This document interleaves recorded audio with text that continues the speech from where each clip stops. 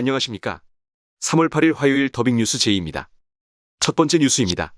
공정거래위원회는 네이버, 카카오, 11번가, 이베이, 인터파크, 쿠팡, 티몬 등 7개 플랫폼 사업자들이 소비자에게 상품 판매자에 관한 정보를 제대로 알리지 않거나 소비자 분쟁 해결 기준 등을 미리 마련해 알리지 않은 행위 등을 적발하고 시정명령을 내렸다고 6일 밝혔습니다.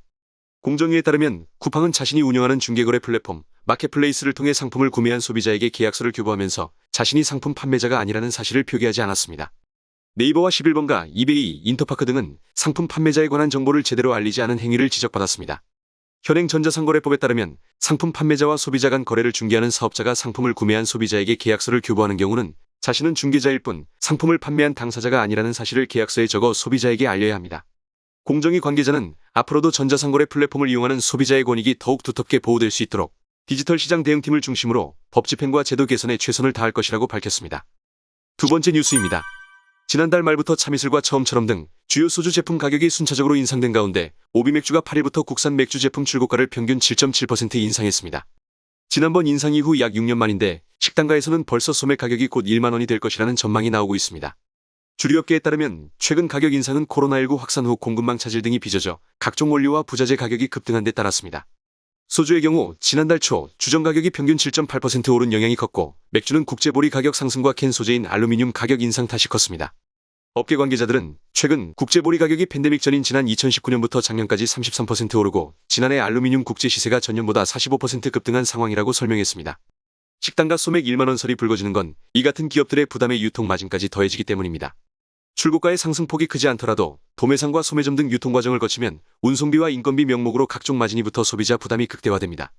한국외식산업연구원이 이달 2일 전국 일반 음식점 외식업주 130명을 대상으로 소주 가격 인상 여부를 조사한 결과 응답자의 13.1%가 소주 가격을 인상했다고 밝혔고 아직 가격을 인상하지 않은 업소의 48.7%도 곧 가격을 인상할 의향이 있다고 응답했습니다. 세 번째 뉴스입니다. 정부가 3D 프린팅 이용자의 작업 환경을 개선하기 위해 관계부처 합동으로 3D 프린팅 안전 강화 대책을 발표했습니다. 이번 대책에는 3D 프린팅 소재 조달 기준을 강화해 학교와 공공기관 등에서 일정 검증을 통과한 3D 프린팅 소재가 사용되도록 하는 내용 등이 담겼습니다. 하지만 인체의 위험의 소지가 높은 외국산, 저가 소재의 국내 유입을 규제할 방법은 포함되지 않았습니다. 또 3D 프린터를 집중적으로 사용한 뒤 희귀병에 걸린 교사들과 학생에 대한 역학조사 계획이 포함되지 않았고 올해 예산안에 3D 프린터 이용자 안전 관련 예산이 여전히 반영되지 않아 실효성에 대한 지적이 나오고 있습니다.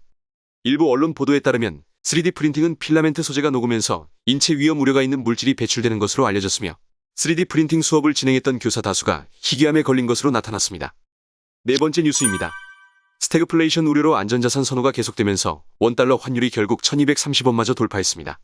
강달러 흐름 속에 원화 약세가 두드러지면서 환율 급등이 계속되고 있습니다. 8일 서울 외환시장에서 원달러 환율은 전거래일 대비 4원 90전 오른 1232원으로 출발했습니다. 원달러 환율이 1230원을 돌파한 것은 지난 2020년 6월 1일 1232원 이후 1년 9개월 만에 처음입니다. 지난 7일 1220원을 돌파한 지 불과 하루 만에 1230원마저 내준 것입니다. 러시아 우크라이나 사태에 미국 연방준비제도의 긴축 전환을 앞두고 전 세계적인 달러 강세 흐름이 나타나고 있지만 원화가 유독 약세를 나타내고 있다는 분석입니다. 최근 5거래일 기준으로 살펴봐도 원화 가치는 2% 급락해 인도네시아 루피 다음으로 낙폭이 컸습니다. 위안화, 싱가포르 달러, 대만 달러 등과 비교하면 약세폭이 2에서 10배 수준이라는 분석입니다. 민경원 우리은행 연구원은 역내외롱 심리가 과열되고 있다는 의미로 당국의 강력한 미세 조정이 없다면 위험 선호 심리가 회복되기 전까지 마땅한 진정제가 없기 때문에 단기적으로 상승 흐름은 지속될 확률이 높다라고 분석했습니다. 마지막 뉴스입니다. 러시아와 우크라이나의 지정학적 위기에 금값이 1년 반 만에 처음으로 온스당 2,000달러를 넘겼고 니켈은 장중 20% 폭등했습니다. 7일 아시아 주요 거래 시간대에 미국 금 선물은 온스당 2,000.69달러까지 치솟아 2020년 8월 19일 이후 최고를 나타냈습니다. 우리 시간으로 오후 3시 26분 기준 금 선물은 0.96% 상승한 온스당 1,985.40달러로 거래되고 있습니다. 다른 금속 원자재도 급등세입니다. 자동차 촉매제에 쓰이는 금속인 팔라듐은 5% 올라 온스당 3,151달러 선에서 움직이는데 장중 3,173달러까지 치솟기도 했습니다. 로이터에 따르면 우리 시간으로 오후 2시께 런던 금속거래소에서 니켈은 20% 넘게 뛰면서 톤당 34,920달러까지 치솟았습니다. 러시아는 전세계 니켈 공급의 7%를, 팔라듐 생산의 40%를 차지하고 있습니다. 다음은 오늘의 채용 공고입니다. SGI 서울보증에서 2022년 상반기 신입사원 채용에 나섰습니다. 채용 예정 인원은 35명 이내로 계열에 따라 디지털 15명, 금융일반 13명, 전문 자격증 5명, 취업 지원 대상자 2명으로 예정되어 있습니다. 지원 접수는 3월 17일 목요일 18시까지이며 자세한 내용은 SGI 서울보증 채용 관련 공식 홈페이지에서 확인하실 수 있습니다. 이것으로 3월 8일 더빙 뉴스를 마치겠습니다. 내일은 제20대 대통령 선거일입니다. 모두 투표에 참여하셔서 소중한 권리를 행사하시기 바랍니다. 그리고 콘텐츠가 도움이 되셨다면 구독과 좋아요, 댓글 부탁드리며 알림 설정으로 더 좋은 콘텐츠를 받아보시기 바랍니다. 감사합니다.